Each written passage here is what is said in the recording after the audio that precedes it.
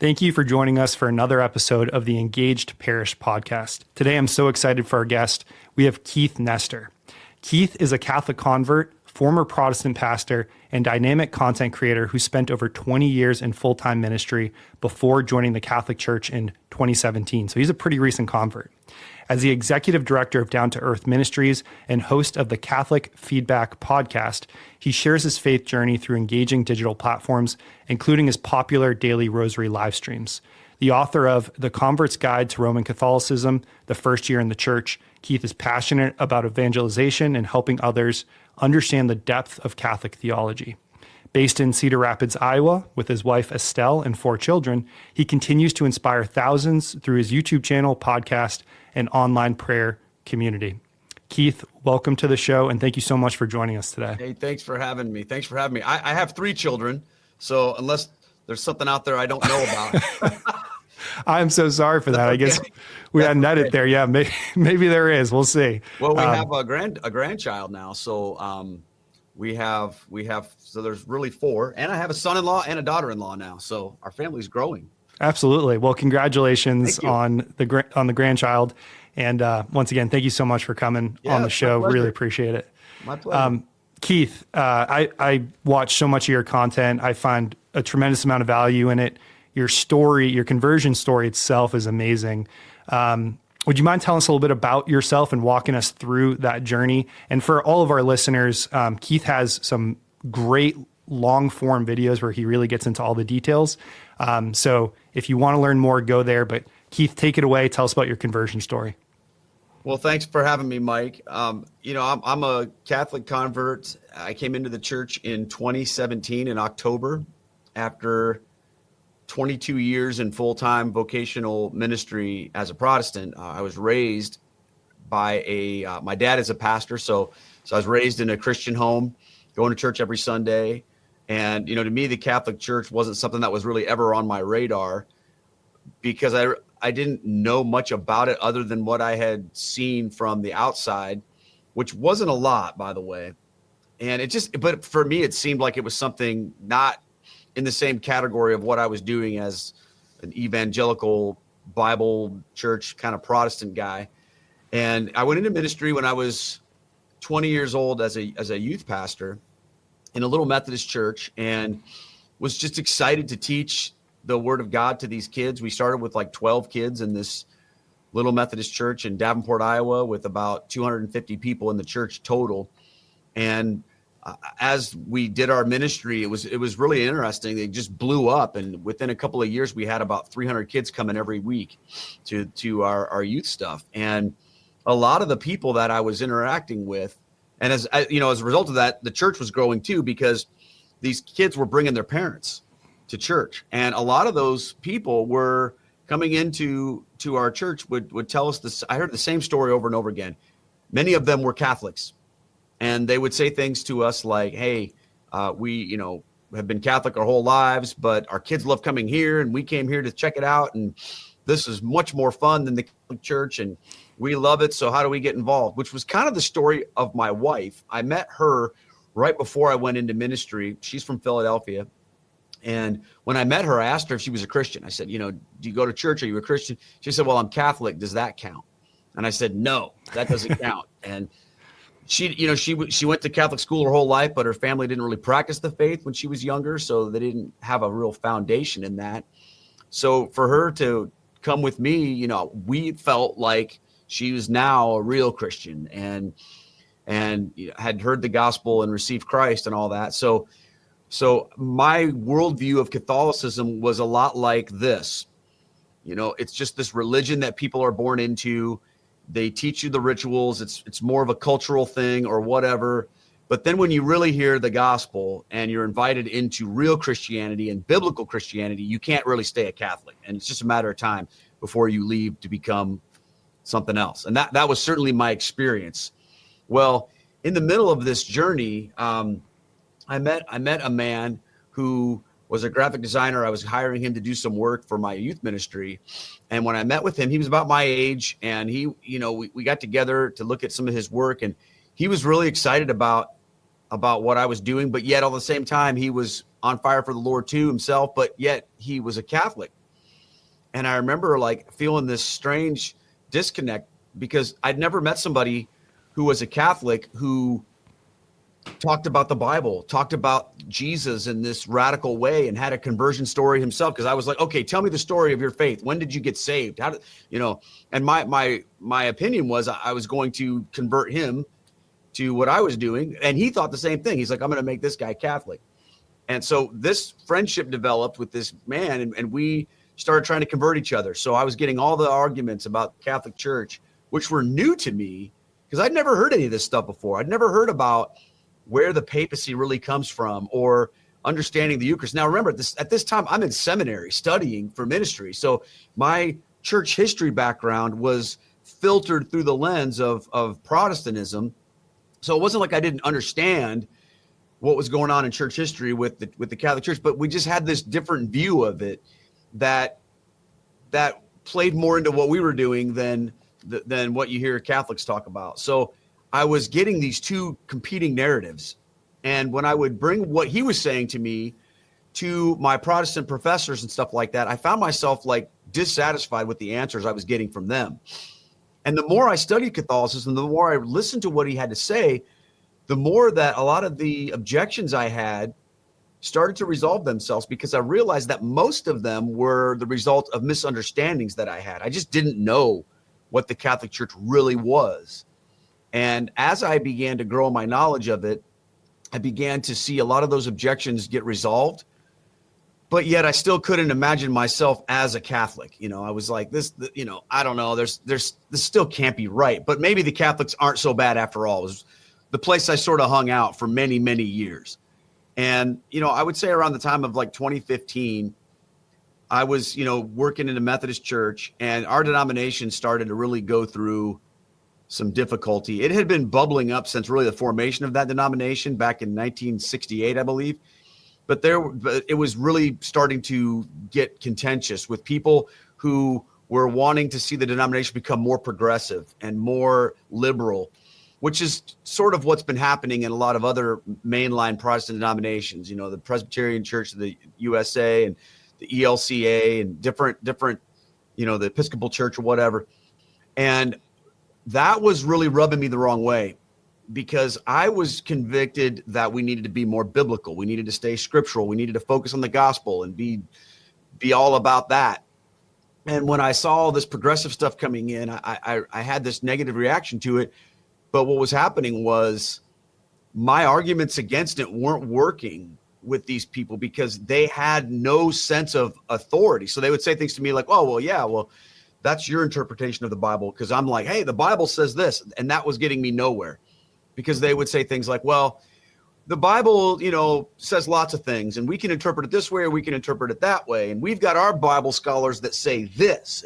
And so then I started talking about, well, okay, what about tradition and the tradition of the church over the years, to which they would respond to me to say, well, the church has been wrong many times in the history. So we're here to make sure our job is to bring it to correction, to make it right, because the church. And so they had no understanding of church tradition. So then I would go to authority. Well, by what authority do we have these things? And of course that fell flat too, because they didn't have any understanding of ecclesial authority. I mean, authority was just whatever you felt like doing. And I remember in the middle of these conversations, someone said to me, well, why aren't you Catholic if you believe all this church tradition and authority stuff? And that sort of rocked my world, because I had tried to forget about Catholicism. There was a period of a couple of years where I had, I'd almost became Catholic, but I was too terrified of what that would mean for my life, in ministry and my whole family and my career. So I kind of turned away from it and ran the other way out of fear.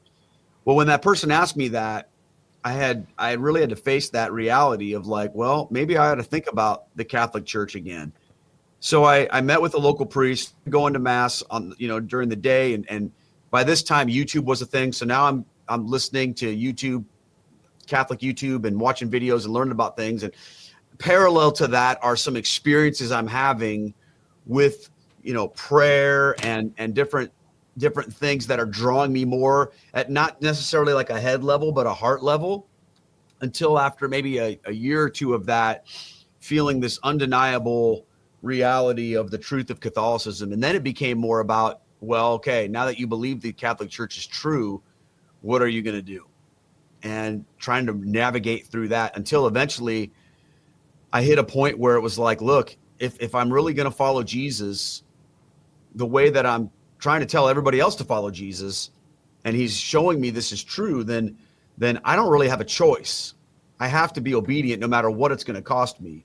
And that came to a head to me one night at a talk I went to by the Catholic convert Steve Ray, who had come to a town nearby, and I went to hear the talk. And it was at the Mass before that. I had received my blessing with the Eucharist and praying, just crying my heart out to God. If you want me to become Catholic, I'll do it. But there needs to be like a way in my life. What am I supposed to do here? And I remember just from the crucifix, the Lord saying to me, I am the way, the truth, and the life. You don't need me to make a way. You just need me. And then I realized that all of the issues I was having around the fear of what would happen to my life, what would happen to my family, or all those things, I needed to let those go, because really that's the same thing that the apostles had too. When Jesus said to drop your nets and follow me, or to Matthew, come follow me, he had to leave his job. The call to discipleship really is a call to leave whatever is standing in the way, even if it's not necessarily a quote unquote bad thing. But whatever it is that's standing in the way of following Jesus, you need to let that go and trust him. So that was the night that I knew I had to do this. And I remember going home from that and telling my wife, hey, I don't know what's going to happen, but this is something I have to do, and she had known I was struggling with it and had seen me going through a lot of this and said, well, I don't really know what I'm going to do with all this, but I'm proud of you for, being willing to let go of something that's very important, because my ministry was my identity. It was everything. Our church was building a $10 million building. It was, we were in the middle of a lot of growth, and I loved my church too. It wasn't like I didn't love what I was doing. So it was tough, but she said, I'll stand with you through this. So I resigned from the church later that year, and then came into the Catholic Church in October of 2017. Hey there, sorry for this brief interruption, but we wanted to give you a quick heads up. If you're enjoying the Engaged Parish, head over to ecatholic.com/podcast and sign up for our newsletter. There you'll get updates on new episodes, behind the scenes content, and more. And of course, this show is brought to you by eCatholic, the engagement platform of the Catholic Church. Be sure to check us out at ecatholic.com. Now back to the show. Wow, what an amazing story. And what a great wife you have as well. She is amazing, yes. We're going to get into this later, but I did latch onto one thing, which is you mentioned back, I suppose it was around probably 2016, it must have been like around 2015. You mentioned YouTube was becoming more mainstream, and we could just stream a little bit more easier from our phones. We're always encouraging parishes to get content out there, even create their own content. What sort of content were you watching that brought you into the faith? Because I feel like this is just becoming more common, and I think we can say it, our digital age. What were you watching? What were you listening to that sort of drew you in? Well, this is back in 2016, 2015. So there wasn't the wide variety that there is today, but there was certainly Catholic Answers. There was Steve Ray was giving a lot of talks back then, like I mentioned. There was just so many things I would just go through, and Scott Hahn stuff. I mean, and I was listening to, Taylor Marshall back in the day. This was sort of before he became kind of what he is now, which is more focused on like issues in the church. He was more like just teaching people the faith back then. And so I mean, he was a convert, so I listened to a lot of his stuff. And I listened to a few different debates and things like that, but it was a little bit less what's out there today, but St. Paul Center, that kind of stuff. Excellent. Yeah. And what role did the Blessed Mother play? Because it always seems like, especially for Protestants, Mary can get in the way of the conversion process. But also it seems like after someone comes to the faith, they're such a huge fan. And you obviously have your daily rosary that you play, that you pray.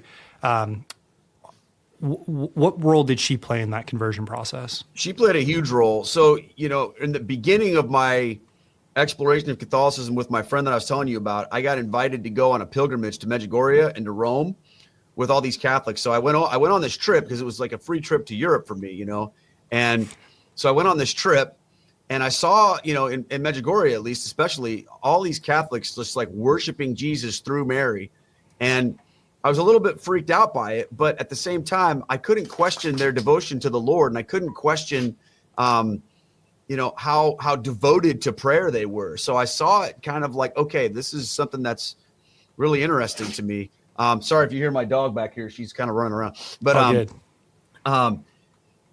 so I was drawn into that. Well, right around the same time that I was having these instances with what was going on in my church and all these arguments I was in, one of my friends who went on that pilgrimage, he invited my wife and I to go see the movie Apparition Hill with him, which I think came out in like 2016, which is about Medjugorje. So I hadn't thought about it in years. So we go see that movie, and it's like it just churned all this stuff back up in me.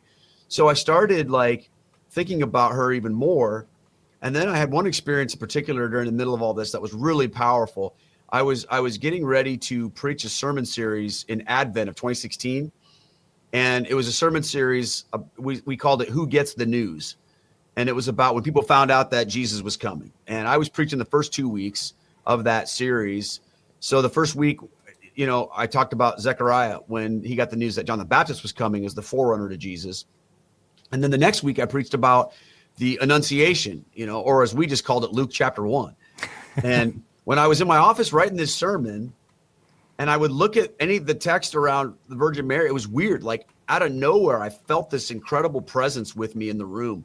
And I just became overcome with emotion. I just started to cry when I would read her words or what the angel said to her. And I couldn't believe it. I'd never had anything like that happen to me before, where I felt like this warmth and this presence with me, and like the power of the Holy Spirit with me there as I prepared this sermon. So that Sunday, I preached a sermon to my Methodist congregation about the Blessed Virgin Mary as the Queen Mother, as the woman of Genesis 3:15, as full of grace. Like it was basically a Catholic sermon without being called a Catholic sermon. And I had never felt anything like that happen to me in my life. And so I preached this sermon, which was really like a touch point in my life, because I had been going through a lot of this stuff, but I felt like I didn't have a framework to express it. But there in the text, now I get to teach about it. So I walked through I quoted church fathers, and I really dug into what it means that she's full of grace. And I felt like at that moment, she kind of walked with me into everything I was experiencing through that. So I would say that it was powerful. Now, in the very beginning of my understanding Catholicism, I had to get over a lot of the doctrinal objections that a lot of Protestants have. I didn't understand them. Why do we think she's a perpetual virgin? Why do we say that she, was conceived immaculately? I had to go through all that stuff too. But that wasn't that difficult for me to overcome, because a lot of those arguments are pretty clear from Scripture. If you view Scripture through a historical lens and not just in isolation and through the lens of what you've been told everything means, but when you recognize what the church has taught, even what the reformers taught, you can get there. So to me, and eventually, of course, everything comes down to the authority of the church. I think this is something for converts. A lot of times you have all these objections, but you get to the point where you go, okay, well, if I believe in the authority of the church, then that means I have to believe everything the church says. So if the church declares this, whatever it might be, then you submit to it out of obedience to the authority of the church.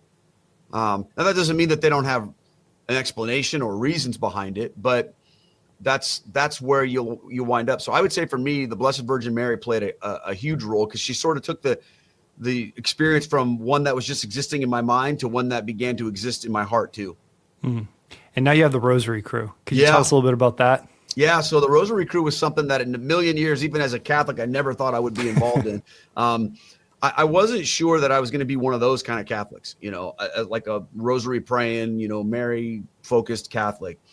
I was comforted by the fact that you could be a Catholic without necessarily having to do all this Marian stuff. You had to believe the doctrine that the church taught, but you didn't necessarily have to pray the rosary or do a Marian consecration or have a statue of Mary or all that. Like you could choose to be a Catholic and not necessarily have to get into all that stuff. And that was sort of the way I was going to approach things, because it still kind of freaked me out a little bit. But when the pandemic hit, by that time I had been praying a rosary pretty much every day. I had watched that talk by Father Don Calloway, about the Champions of the Rosary that came out back in like around that same time. And I was like, okay, I'm going to do this, And so I started praying the rosary, but I was just using an app, doing it privately. I'd never prayed it publicly. And when I started doing ministry stuff around 2019, a little bit more publicly, and people had asked me, hey, would you lead the rosary? I was like, no, I'm not going to do that. I'm not comfortable with that. But when the pandemic hit in the beginning of 2020, I did a live stream. I think it was March 17th, 2020. And somebody on that live stream, I just was kind of like, hey, how's everybody doing? What in the world's going on? And someone in the live stream asked, hey, would you be willing to lead a rosary on your live stream tomorrow? And we'll come here and pray. And I thought, well, okay, I'll try it. I've got I can prepare. I can have it written out. I was afraid I'd mess it up, honestly. So I did that the next day, and these people showed up on my live stream, and, we prayed the rosary. I'm sure I butchered it, but we did it. And then they were like, hey, can we do this tomorrow? So I thought, okay, we'll do this tomorrow. And then like the next day, the Holy Father asked to do everybody to pray the Our Father at a specific time. So I said, well, let's do that and the rosary. So we did that. And then it just kept going. And I thought, well, okay, I'll do this until the pandemic is over, 2 weeks to slow the spread kind of a thing. So I kind of committed to do it for 2 weeks. Well, as we all know, the pandemic didn't stop after 2 weeks. And it just became a thing. I mean, we were all locked in our houses. All my speaking events for 2020 pretty much went to vapor. So it wasn't like I was doing a whole lot of other stuff. So it was kind of like our daily touch point with our people was to pray the rosary. And I started to really love it. And I started to see this community develop. And eventually we called it the Rosary Crew. We started its own YouTube channel, and it began to grow across the world. And long story short, we've been praying it every day. And this year, next month, it'll be 5 years. Wow. Of every day doing this. And, there are thousands of people all over the world that pray it every single day. And we still do it every single day. We haven't missed one day on the Rosary Crew. So it's been pretty awesome. And that's become kind of, in one way, the center of what I do now, because the Rosary Crew has led to a lot of other things that I do. I wrote a book about it called Unpacking the Mysteries of the Rosary. There's a lot of stuff that in my life now because of that. And honestly, I could say this, becoming Catholic changed my life in so many ways. Praying the rosary every day changed me in so many ways, if that makes sense, Mm-hmm. And I don't feel like I could ever imagine not doing that. I mean, I could imagine not doing the live stream thing every day at some point in my life, but I can't imagine not praying a rosary every day. Yeah. Wow. That is amazing. And the fact that you've kept that up for 5 years, and you continue to do that every day. And I'm guessing folks can join in if they're listening to this and they want to learn more about that by just searching Keith Nestor Rosary Crew, and that channel that you have would pop right up, right? Yeah. So I have 2 YouTube channels. My regular YouTube channel is just Keith Nestor, and then the other one's called Rosary Crew with Keith Nestor. That's the other YouTube channel, and that one's devoted to praying the rosary. We go live every day at 5 p.m. Central, Monday through Friday, and then on the weekends it's usually like 8 o'clock in the morning, and then Sundays at like 9:45. The weekends kind of they vary a little bit, mm-hmm. and the times will change if I'm traveling or something's going on. But most people don't pray live. We'll have 1,000 people or whatever kind of bounce around in the live time, and then probably another 4,000 or 5,000 people will pray later. So we call it, you're either on Team Live or Team Repray. And there are people that pray. So we're on Facebook. We're on like 5 different Facebook pages too. We're also on Instagram and then the YouTube. So that's kind of everywhere. I love that. And, one thing we try to do here at eCatholic is encourage parishes to think outside the box with ways that they can just, further engage their parishioners and bring them deeper into the faith. So I think sharing that channel that you have would be a great way for parishes to really let their parishioners be part of the universal church, or, hopefully I'm not stealing the idea from you, a parish at the local level might even be able to do it themselves. Yeah. Well, that's really cool. Thank you for doing that. I'm sure it brings lots of hope and joy to many people, especially people that, might just be lonely and have no one else to pray with. We have people, a lot of people on our crew are shut-ins. Some of them are elderly. Some of them have no family at all. Some of them are completely lonely, and it's become really their family. And so we also, on that channel, we have a 24/7 streaming rosary.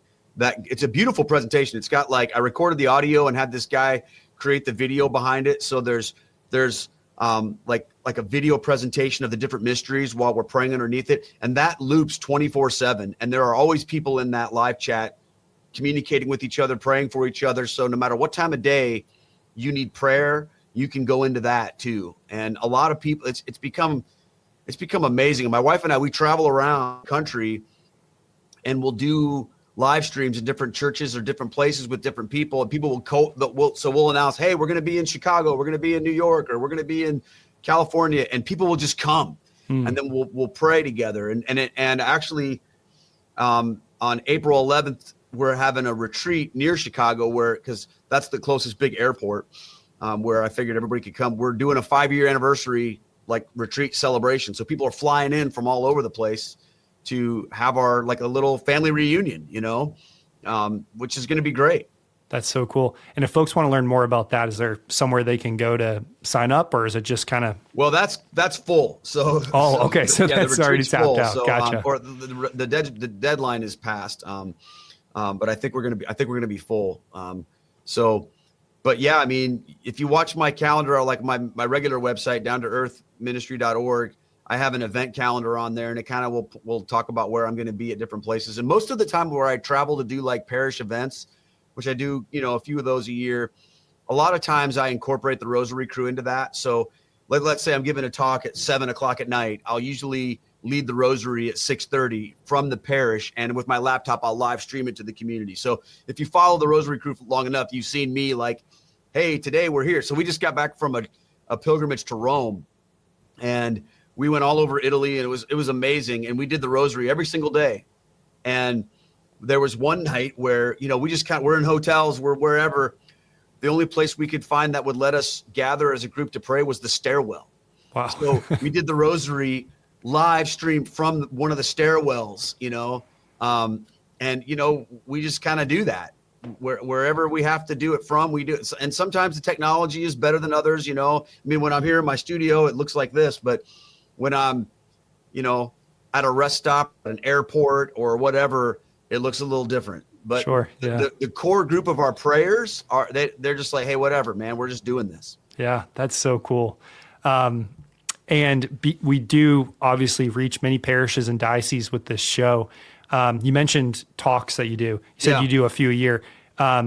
Are you open to doing parish talks? And also, where can parishes go to learn more? Down to ministry.org. Is that a good place to go? Down to earthministry.org. Down to earth, excuse me. Yes.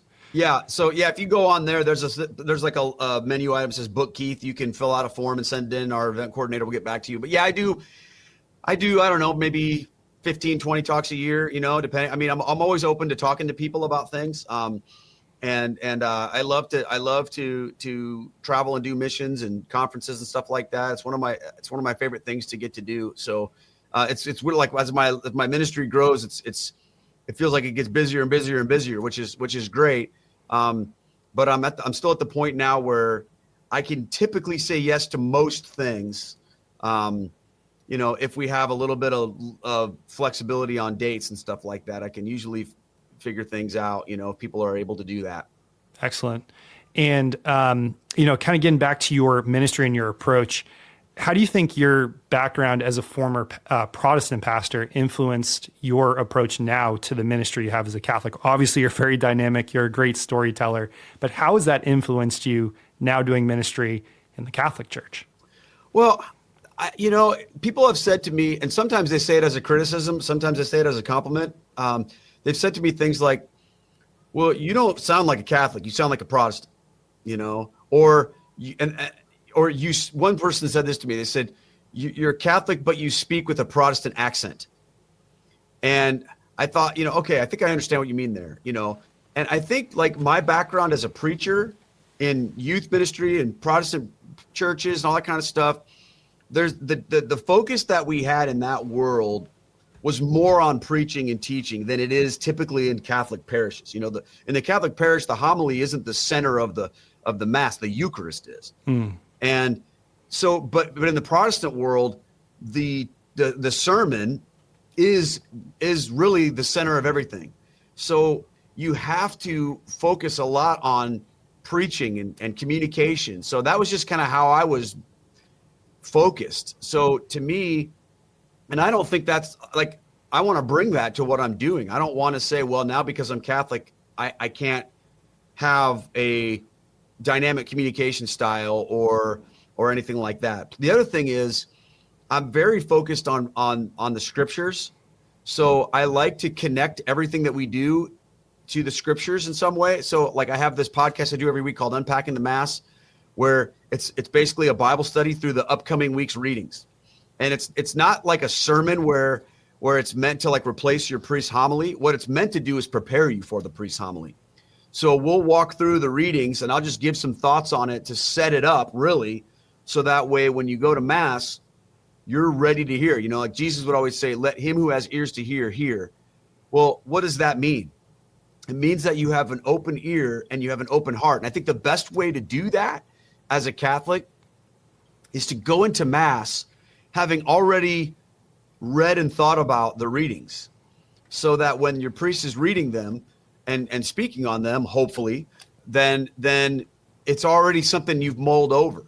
So I love to do that. I love to connect everything to the scriptures, and that's just kind of my own style. Now, there are Catholics that do what I do. I'm not the only one that does this kind of stuff, but I think that my background in Protestant ministry has helped me to understand like how to connect to people who are on the outside.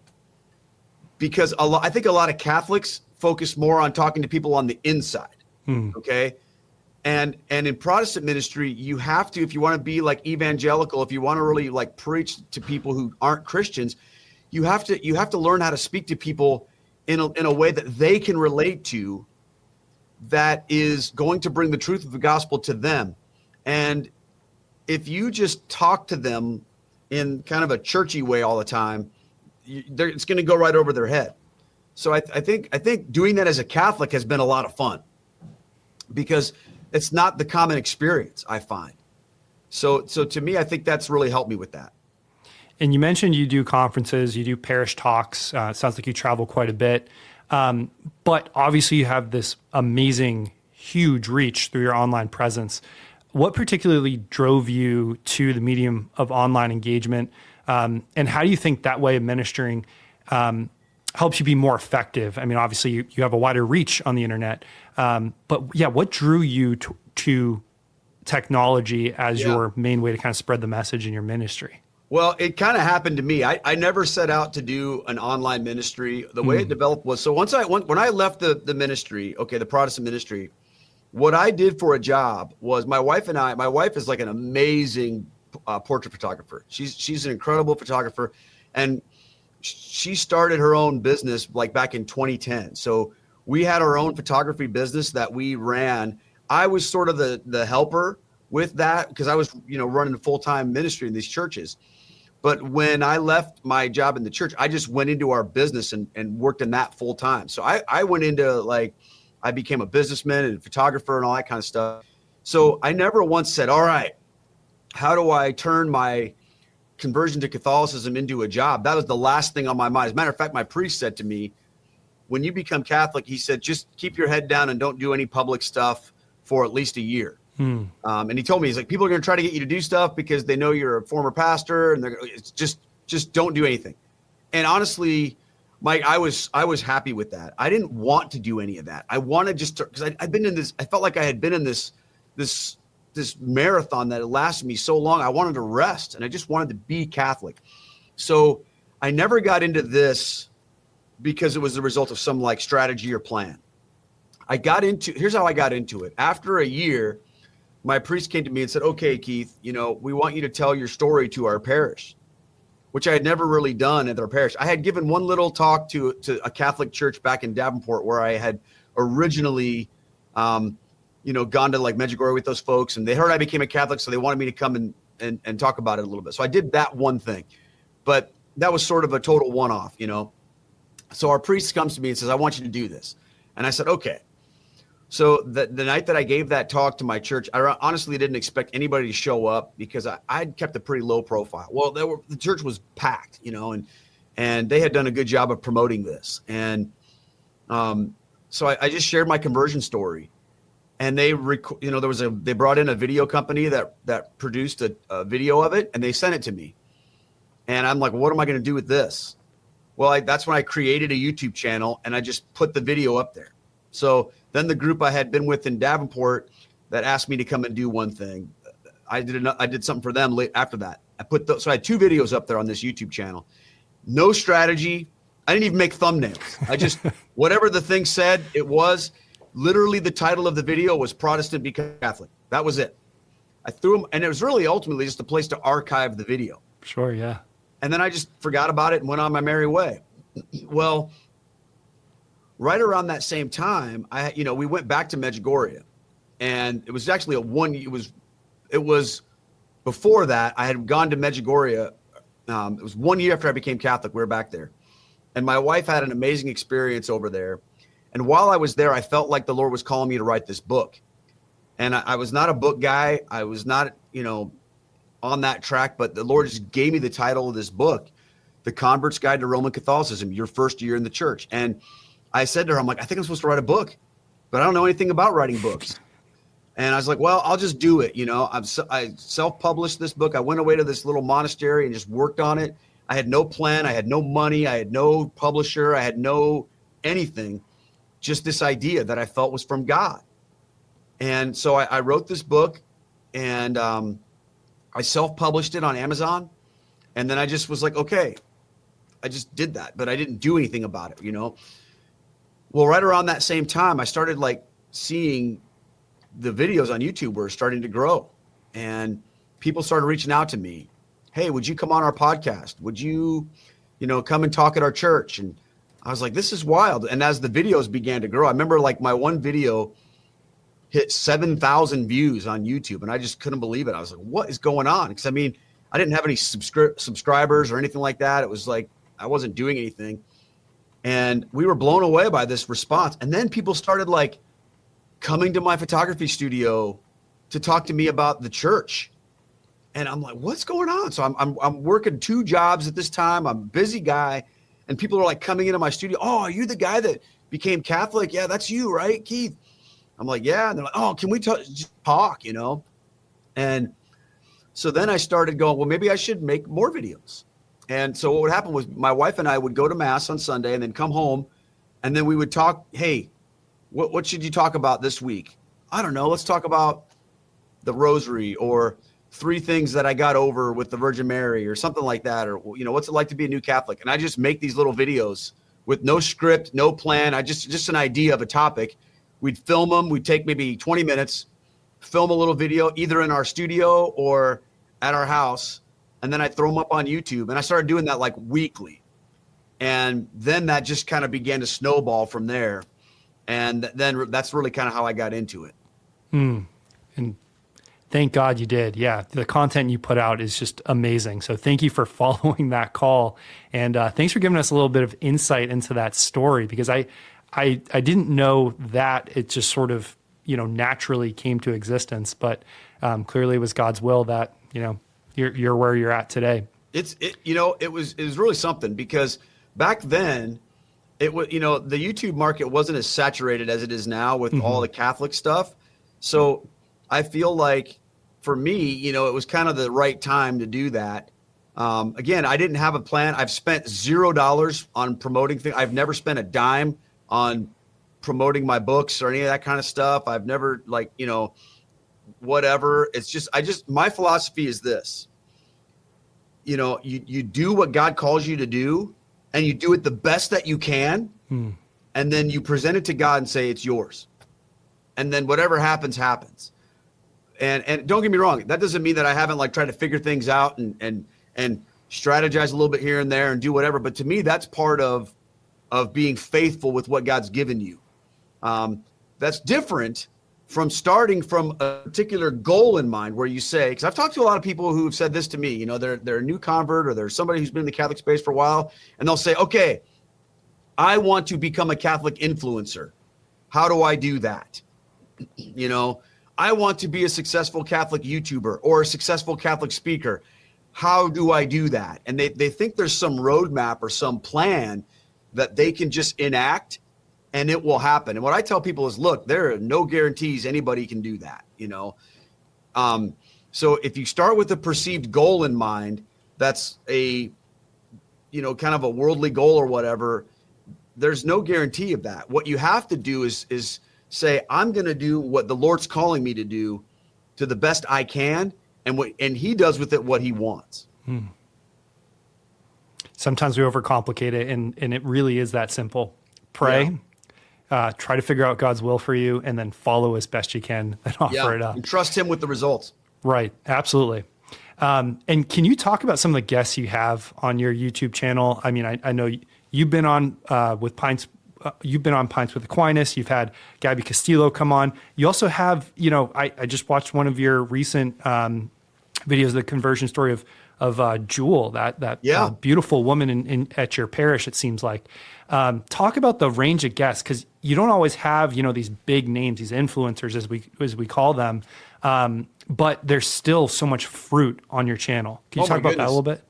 It's very interesting because, you know, I've done kind of a lot of different things with my Catholic Feedback podcast. You know, it started off as just me answering questions that I would get. And they were longer videos, you know, an hour and a half talking about one particular subject. And then I sort of moved into the interviewing different people from the Catholic space, because they would reach out to me because they wrote a book, or they're this or they're that. And so I started doing that, and I really don't like doing that. So then I kind of went back to just doing my own thing.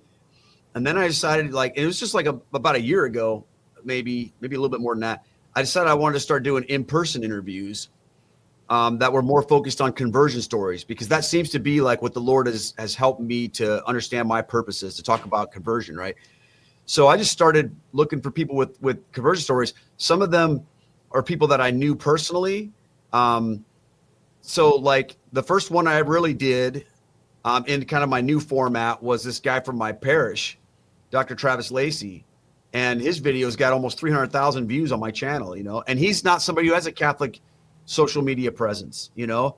So it's funny, like some of the guests I have are everyday Catholics that have a conversion story. And some of the guests are, you know, people like Gabby or other little bit more notable people that are out there. And what I've noticed is whether someone is notable or not on my channel really doesn't matter, because my largest videos of Catholic conversion stories are people that no one's ever heard of before. So like, you know, Dr. Travis Lacey or my friend Erica, you know, Jewel, my buddy Devin Schott, who actually, he has a lot of online presence, but you know, there are everyday people who have amazing stories. So I'll talk to really anybody who's got an amazing conversion story. They don't have to be a super notable person for me to interview them, because I realize that, you know, that's fine, but it doesn't always mean that people who aren't notable don't have something they should say. But I mean, I've gotten to talk to one of the benefits of this for me, just as a guy, has been I've got to know and talk to some of the people that I've really looked up to and still look up to in this space. So, you know, I had an awesome conversation with Dr. Scott Hahn, you know, who ended up endorsing my book. And of course it was an honor for me to talk to Steve Ray, who played such an important part of my conversion story. Father Michael Gately, who doesn't really talk to a lot of people, did an interview on my channel a few years ago that is still bearing fruit, and so many others. So that's been fun for me. Yeah. To get a chance to talk to people that I admire. And you know, I've had lots of awesome guests. So I love doing the in-person thing. To me, that's been a big upgrade to doing the virtual interviews. I mean, I know sometimes you have to do that because it's hard to do in-person interviews. and it's expensive, and there's a lot of challenges with that. And I've had to say no to a lot of people that I would love to talk to when I say, hey, I'll do the show or have the show, but I need you to come to Iowa. And they're like, no, thanks. And there's a few people I've made exceptions for, but by and large, this is what I want to stick with. Yeah, I'm a little bit jealous of that because my producer, or our producer Brandon and myself, I would love to do more in person, but to your point, it's a big investment. So maybe one day we'll get there with the Engaged Parish podcast. Mike, here's the deal: you got to do what you can do, right? And for many years, that's what I could do, and now I can do something a little bit different, but it's not because it was just handed to me, I had to invest in my equipment and in my space and in the time and all that. And it's a big sacrifice. It's a lot of work. And I've had to sacrifice some other things too. And you know what? There was a time when I wasn't able to do that, or it wasn't the right time for me to do that. If that's what you really want to do, then seek the Lord for that. And maybe that'll happen at some point in time. Absolutely. Yeah. Thank you for that. And you're absolutely right. It goes to what we said earlier. Pray, offer up to God, and see where he guides you and when he guides you. What do you think is going on right now with long form Catholic content? You mentioned the YouTube space is definitely getting saturated. The podcast space is getting saturated, but I also think it's a beautiful thing. I do too. Yeah. It's great that there's so much Catholic. This is what the recent popes have all called us to do: go evangelize that digital continent. But we hear people's attention spans are getting shorter and shorter, and yet these long form in-person type interviews are becoming more and more popular, at least here in the Catholic space. What do you attribute that to? Well, I think we need a variety of things. So I think the problem that I think sometimes people have is if they're a content creator, we go, oh man, there's this thing that's really trendy right now, I'm going to do that. And then there's this thing that's really trendy right now, I'm going to do that. The problem is, here's the dirty little secret of all this. There are many things that are trendy. So on one hand, there are people who are like really knocking it out of the park with Instagram Reels and YouTube Shorts, and short form content is really huge. But then there are other people that prefer the longer form content. And then there are other people that prefer the mid-range content. So I think what you have to do is seek what you want to do. And the beautiful thing about YouTube is that you can do whatever you want, but you have to realize that there's pros and cons to everything. But you also have to realize you're not called to be all things to all people when it comes to that type of space. So yes, attention spans are getting shorter, but at the same time, you also said long form interviews are a thing for some people. Some people prefer that. Some people prefer the shorter things. So, there are ways you can try to deal with that. Like, for example, you can cut little clips out of long form interviews and turn them into short form content, which a lot of people do. But I also know a lot of like people on Instagram, particularly, or TikTok or whatever, that they just make short form content, and that sort of scratches that itch, but the long form content scratches a different itch. The problem is that can happen to content creators is if they get caught up in this whirlwind of thinking that, that there's only one thing that works and they have to chase that one thing. That's not how this is. You have to figure out who you are and what you're called to do. And then, and this is the hard thing, you have to be comfortable with whatever happens. So, for example, the thing that I feel most of all the things that I do, the thing that I'm most excited about and that I feel most called to do is unpacking the Mass. That's my weekly Bible study that I do. Okay. At the same time, that's the thing of all the things I do that gets the least amount of views. Okay. So if I was looking at this from the perspective of like, hey, I'm only going to do things that like work or whatever, I would have ditched that years ago, because I would spend a lot of time on that and not get a lot of views. Now, here's the thing though, of all the things I do, I would make the case that bears the most fruit, because the people that watch that podcast are growing in their faith in a way that is really, really powerful. And I hear from people all the time. They say, this helps me grow in my faith and grow in my understanding of Scripture. And I would rather do that than just make somebody laugh with a cute little video that gets 1 million views, or entertain someone and whatever. And I think I have no qualms with what other people are called to do, but you can't evaluate what you do based only on how many views it gets or how many clicks it gets. If you do, then you're going to be like in an endless chase, a wild goose chase of what's going to work. You have to do what you feel you're called to do, and you have to decide what you're going to be, and then follow that wherever it leads. At the same time, you have to do it well. You have to do what you do with excellence, and you have to be consistent, and you have to persevere. Because what happens a lot of times with YouTube and stuff is somebody's like, all right, I'm going to have this YouTube channel, or I'm going to have this podcast. They work really, really hard on the first 3 episodes, and then it doesn't take off. And then they go, well, this sucks. I'm spending all this time and all this money on this and nobody's watching it. And then they give up and they quit. I've seen that happen time and time again. And what you need to do instead is to, really ask yourself, am I doing what I'm called to do? Am I doing it with excellence? And if I am, then I need to just persevere and keep going. Now, of course, you're going to make little tweaks along the way. You're going to change things up as and things are going to evolve. But I think the biggest problem that we have is we start with what we perceive the goal is in mind, and it's always what we think success is: numbers, views. So we go, all right, well, I want to get to this many subs. Once I get to this many subs, then my channel is big and I'm excited and whatever. And we all chase around that, that plaque, or that mile marker that we've decided is what success means. And I'm here to tell you, you will never achieve that internally if that's what you do, because whatever place you think is you're going to get to, as soon as you hit that, you're going to be like, okay, I need to get to here.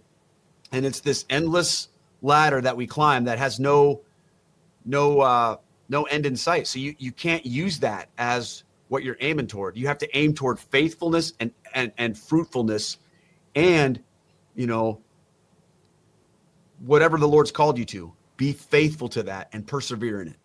That's excellent advice. And it dovetails perfectly into this next question I have for you, which is, parish, whether it's a parish priest or communication staff in parishes or dioceses, if they also want to start creating, maybe even just at their local level, this online type of content to engage their people, to evangelize in their local communities, certainly, they should not be focused just on the clicks or how many views they have, but because if they're really focused on that local level, it'll be what's applicable and what's producing fruit, I should say, at that level.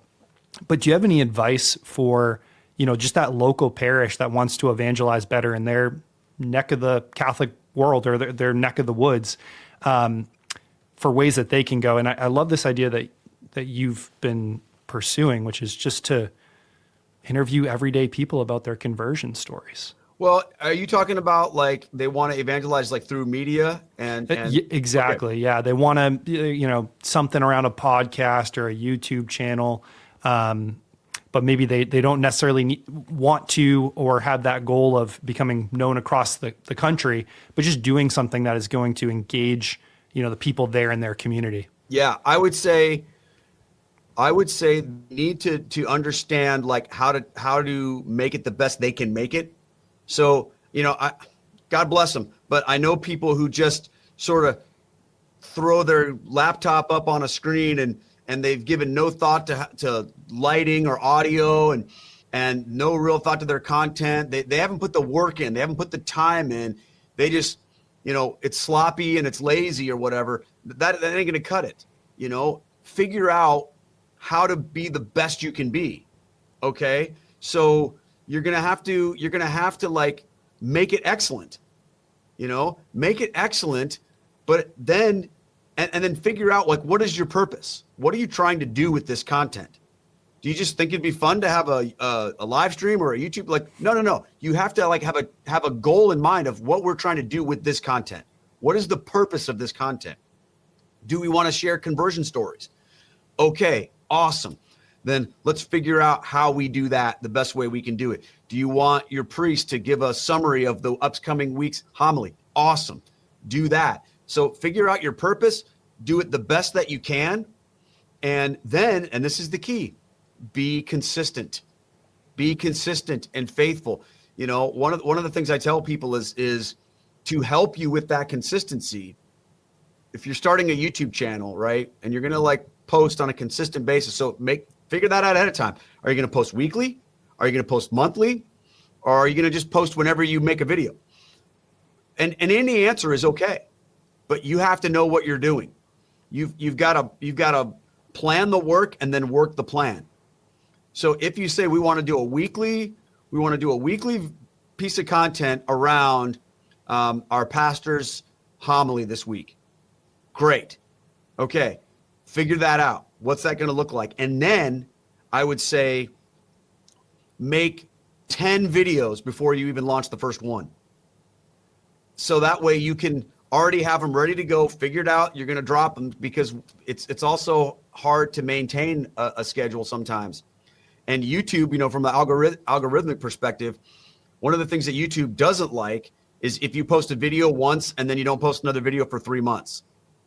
And, you know, irregular post, you want YouTube to say, okay, this person is posting on a regular basis, you know, but that's the key. You got to know what you're trying to do. You got to do it the best that you can. And then you got to be consistent at it and set yourself up for the plan, like plan the work the plan.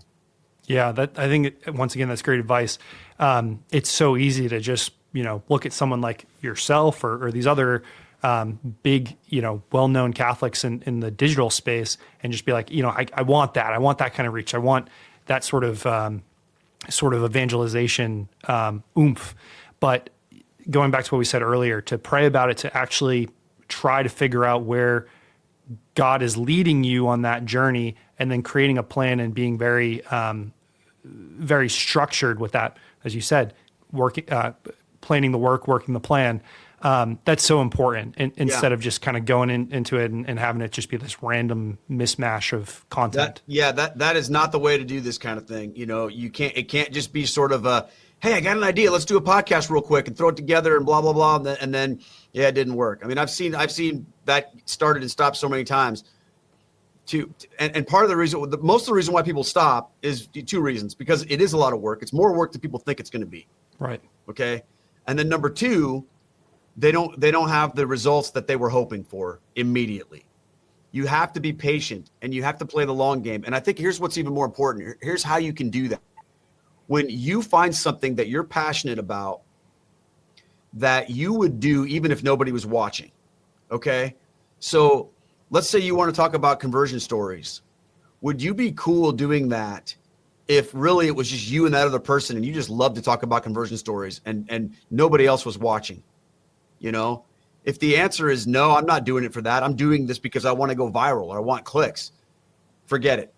You need to make content that you would make if only you got 50 views, and you would be like, yeah, okay, yeah, of course we all want to have big views. We all want to grow, but you know, the most successful people on YouTube, I think, are the ones who are the most passionate about what they're doing.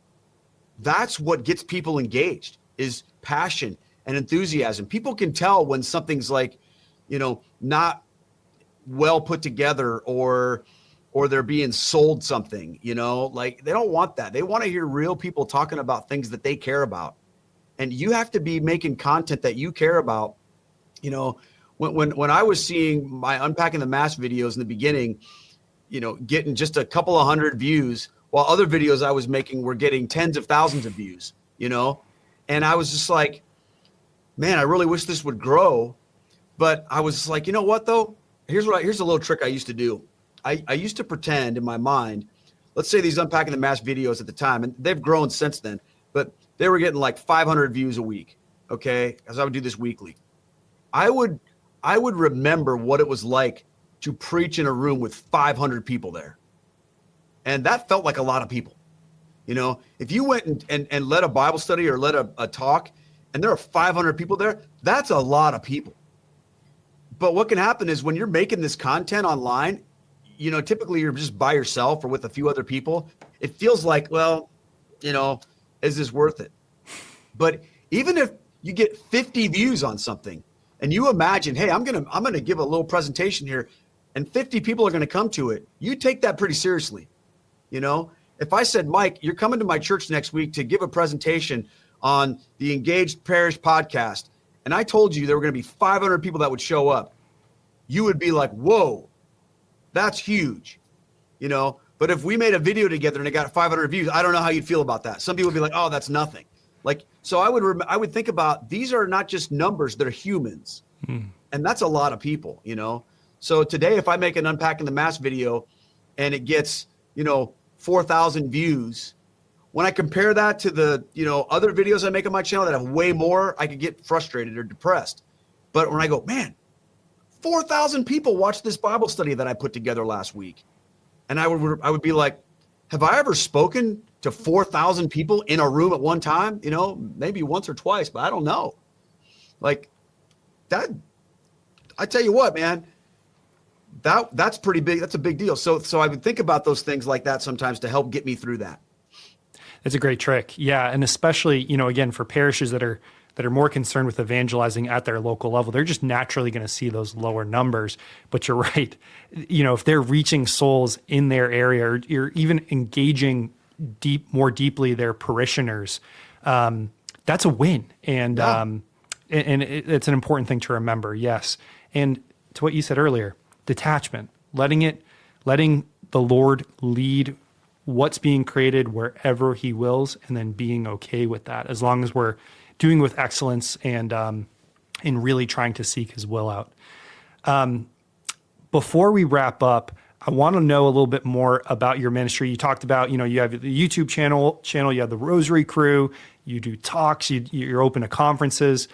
Is there anything else we should know about Down to Earth Ministries, the work you do? And this is a second question related to it. Are there any upcoming projects or initiatives that you're excited about? Well, mainly the work that I do is revolving around like helping people that are on the journey into the Catholic Church, right, that are coming in. But then I also do these other things that are like for anybody, you know, the Rosary crew, Unpacking the Mass, or whatever. So I sort of have like these multiple faces to my ministry. But the long and short of it is this: I want to communicate the truth of the Catholic faith in a way that's going to be down to earth, that's going to reach people who aren't necessarily Catholic, but at the same time help Catholics become more devoted to their faith. And some of that is a public facing thing. Some of that is a Zoom call that I do with, you know, a random person who emails me and says, hey, I'm thinking about Catholicism, but I have nowhere to go. What do I do? You know? So I talk with a lot of people privately too that are on that journey, you know? And then of course the different things that I'm doing online, the books, all of that are the pillars. So really Down to Earth is like, there's three main pillars to it: the in-person, the online, and the in writing. I want to do more writing. You know, I have those 2 books out, and I have a couple ideas for other books that I want to put together. But that's the thing I struggle with the most, because I'm not a fast writer. So for me to try to like figure out how to carve out time to write a book is just really difficult. I was gonna write one last year, but I just didn't have the time to do it, you know? So that's kind of something that's in my mind going, okay, I really want to do that. But right now I'm having a ton of fun with these in-person interviews. That's the thing I'm most excited about, that I've seen kind of as a new thing I've been doing. So, that's what I'm most excited about. And people ask me, oh, well, who's like your ultimate guest? Who's on your list of like the people that you want? And, you know, sometimes you have notable people in mind that you would love to interview. But then when I stop and think about it really later, I go, you know what? That's not the right way to think about it. I have to trust that the Lord brings me the right people, you know, to do that. Now, having said that, I don't just, like, if someone emails me and says, hey, Keith, I have you know, you should interview me. But if I don't know somebody or anything about them, I'm not going to be like, hey, sweet, come on out here. And like, I need to know the person or know about them, or I've seen them, or have them recommended to me by somebody I know, because there are so many people out there that, have these stories, but at the same time, if you are going to invest in doing all of that, you have to make sure that that person is legit and that they actually do have a story that would resonate with an audience. Because, I mean, the truth is when you're doing stuff like this, you have to be thinking in terms also of, is this content going to be engaging enough that people are going to want to watch it, or is it just something that is best kept between just a conversation? So, but I'm excited about that. And, traveling around and speaking is a lot of fun too. And make the business. I really just love it all. My biggest problem is just trying to figure out how to do it all.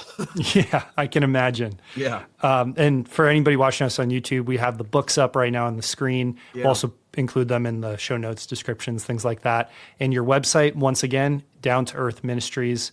Just ministry, plural, or singular, downtoearthministry.org. Yeah. I keep hacking that up. We came up with down to earth. It was Ministry. like, there's a lot of other things that are called down to earth. So we had to do the number 2 earth ministry. As I think there even was another down to earth ministries, but it's like some other defunct thing. So you know how it is when you're making a URL, you have you have to navigate through that, but they're few and far between these days. You mentioned how the YouTube space is saturated. So is the domain space. It sure is. Yeah. And then we have the Rosary Crew YouTube channel that we just flashed up as well. We'll include all those links in the show notes.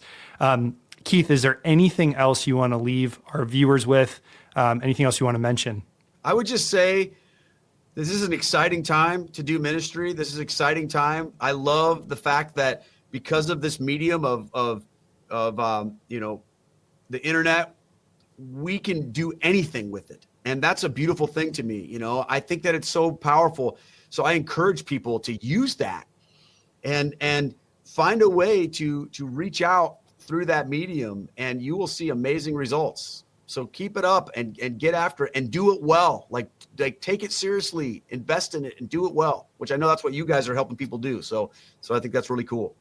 Well, thank you very much. Thank you very much for being on our show. My pleasure. It was an honor having you. This was so much fun. And thank you as well for your ministry, the work you do, and your passion. Man, I really picked up on it during this interview today. And keep up the good work. I really do enjoy those in-person interviews you've been doing on your YouTube channel and the conversion stories. I mean, I don't have a crazy reversion or conversion story of my own, but it lights me on fire when I listen to those and helps strengthen my own faith. So thank you very much for thank the you, ministry Mike. you do. I appreciate it. All right. Well, thank you very much, Keith. Have a great day. God bless. And thanks again for coming on the show. All right. God bless.